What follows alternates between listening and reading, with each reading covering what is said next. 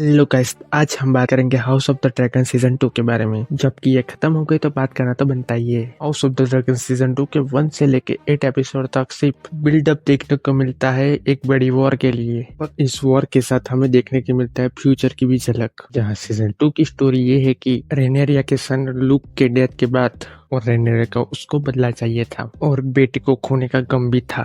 जहाँ वो ऐसे ही रेवेंज नहीं ले सकती थी क्योंकि उसके पास अपने लोग और ड्रैगन्स थे, पर उस खुद की आर्मी नहीं थी। और इसका सीजन 2 हमें वही का प्रोग्रेस दिखाती है। इसके बीच में हमें काफी सारी बातें बताई जाती है। इसका मोटिवेशन ये होता है कि ये बड़ी वॉर को कैसे टाला जाए, खुद के बेनिफिट्स हम देख सके। आगे जिसरेस वेलेरियन क्रिकेस्टार के पास जाता है सीना मांगने। क्रिकेस्टार उसे 2000 सैनिक दे भी देता है और इसके आगे एक सेकंड दयावान राजा बनने का प्रयत्न करता है, पर उसके ग्रैंडफादर ऐसा नहीं चलाने देते। वो अपने अंदाज में सही से काम कर रहे हैं। उसके बाद डेमन टार्गन असासिन को हायर करता है एमन टार्गन को मारने के लिए, पर गलती से वो एगन के बेटे को मार देता है। उसकी वजह से थोड़ा केओस हो जाता है और रेनेरिया डेमन पर अपना भरोसा खो देती है। और उसके बाद डेमन अलग चला जाता है हेरनॉल और अपनी तरीके से अलायंसेस रिक्रूट करता है और उसे एक विच के थ्रू ग्रेटर फ्यूचर के बारे में पता चलता है। जहां दूसरी तरफ रेनेरिया एलिसन को शांति प्रस्ताव रखती है और उनकी बातचीत से रेनेरिया को समझ आ जाता है कि एलिसन ने किंग वेसेरस के आखिरी शब्दों को गलत समझकर अपने बेटे एगोन को किंग बना दिया है।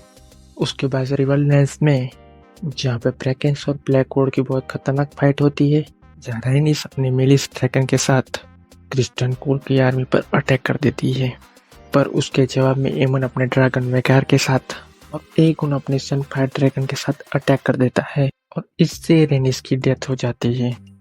एगोन उसकी वजह से आधा जल चुका होता है। इसी कारणवश एमोन किंग्स लैंडिंग की सत्ता देखता है और उसके आसपास की चीजों को रफली हैंडल करने लगता है। और दूसरी तरफ डेमन की इंटेंशन और काफी अजीब ड्रीम हमें देखने को मिलते हैं, पर एंडिंग में रेनेरिया को ड्रैगन राइडर मिल ही जाते हैं जो टारगेरियन फैमिली के बास्टर्ड्स होते हैं। इस कारण की वजह से उसके जीतने के चांसेस बढ़ जाते हैं।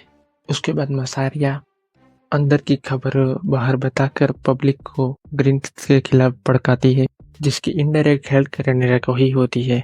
और एंड में एलिसन को लगता है कुछ नहीं हो सकता तो किसी तरह से नेगोशिएशन का प्रयत्न करती है क्योंकि काफी देर हो चुकी है। जहां एमन अपना भविष्य बचाने के लिए तैयार है। सीजन 2 की एंडिंग अब लगता है कि सिविल वॉर का एंड हो गया, अब दिख रही हमें रियल वॉर, और यही था जो सीरीज में था। इसमें काफी अच्छे मोमेंट्स है। इसका फिनाले पूरा का पूरा सीजन 3 का पहले का ट्रेलर लगता है। सीजन 3 में भी हमें रियल वॉर एकदम से देखने को तो नहीं मिल जाएगी। इस बार राइटर्स ने ऐसे पोर्शन को पिक किया है जो काफी इंटरेस्टिंग नहीं लगते, जहाँ वेस्टरोस की दुनिया वेस्टरोस की तरह नहीं लगती, क्योंकि आप लोग ड्रैगन्स फाइट दिखाने वाले हो और वो फाइट ग्रैंड होनी चाहिए। नहीं तो रोज की तरह ऐसे सीरीज आ गए और ऐसे ही निकल गए ऐसा लगता है। पर इसमें काफी सारे अच्छे मोमेंट्स भी मुझे अच्छे लगे, जहाँ एगन की स्टोरी आर्क अब आधे चल चुके भाई भी मारने के फिराक में है, उधर सौतेली बहन भी हमला करने के लिए तैयार है और सबको छोड़ के चले जाना है। यहाँ पे सीरियसनेस फील होती है। डेमन टारगेरियन सीजन 1 से लेके सीजन 2 में उस पर काफी डिफरेंस आया।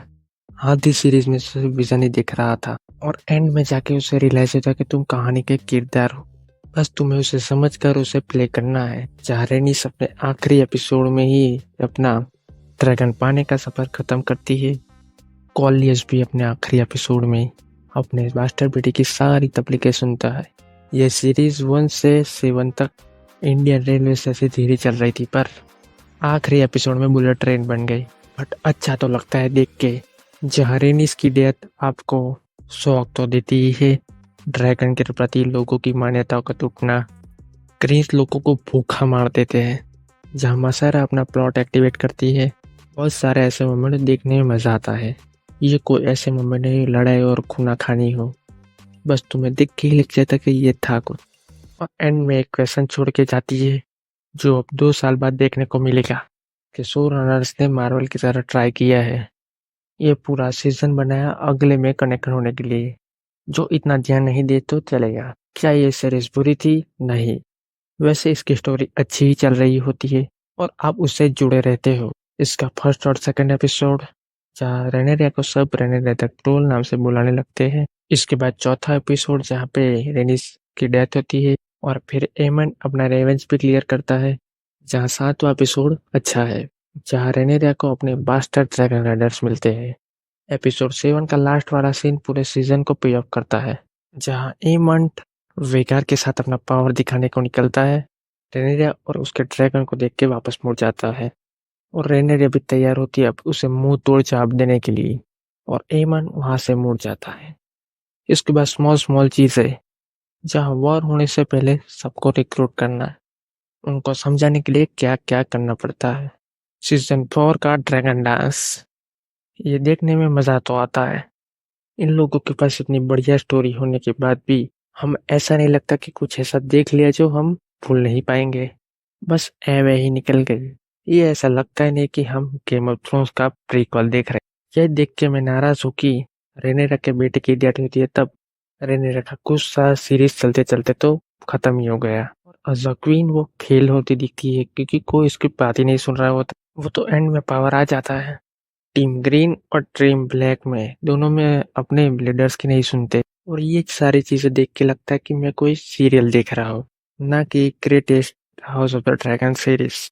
इससे अच्छा तो सीजन 1 था। मैं सीजन 2 तक इसीलिए देख रहा था कि आखिर में कुछ ही देखने को मिलेगा, पर आखिर में देखने को मिला सीजन 3 का 1 घंटे का मुझे ट्रेलर और सीजन 2 के कैरेक्टराइजेशन। सीजन 1 और सीजन 2 के डेमन में कितना ज्यादा फर्क है ये जाके देख लो। और ये टीम ग्रीन कोई ओपोनेंट है, ओपोनेंट से ज्यादा तो ये लोग जोकर की तरह लगते हैं। इनके राजा को पता ही नहीं है कि क्या चल रहा है। जहाँ रेनेरा की एक्टिंग वेस्ट कर दी, इसकी एक्टिंग देखने में अच्छी लगती है और हमें उससे जुड़े रखती है। और बस यहीं तक। तुम्हें ये सीरीज कैसी लगी मुझे कमेंट सेक्शन में बताना।